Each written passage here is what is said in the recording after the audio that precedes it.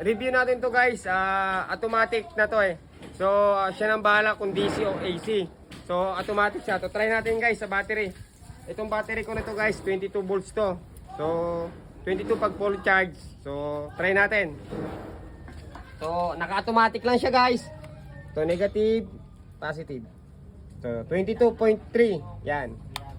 So yan guys, diba? Automatic na siya. So battery ito ng Barena. Try natin guys sa Meralco. 240 automatic to. Guys